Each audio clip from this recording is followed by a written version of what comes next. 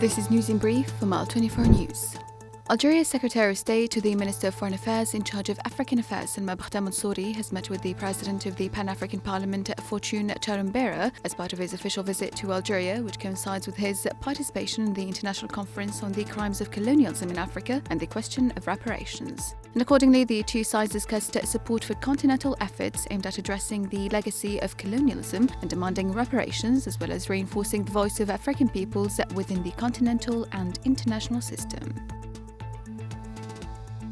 The African Ministerial Conference on Local Pharmaceutical Production and Health Technologies enters its third and final day this Saturday. The African ministers have held meetings to strengthen cooperation in key health and pharmaceutical sectors, while participating delegations have carried out field visits to production facilities in Algiers. Meanwhile, the Algeria Healthcare Exhibition continues and is set to conclude with the signing of several agreements between Algerian participants and their African counterparts.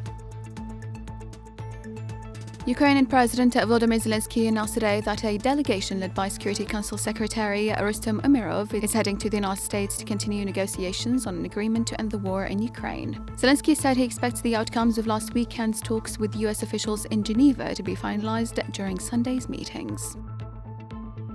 The Trump administration has halted all asylum decisions and paused issuing visas for people traveling on Afghan passports following a shooting near the White House that left one National Guard member dead and another critically injured.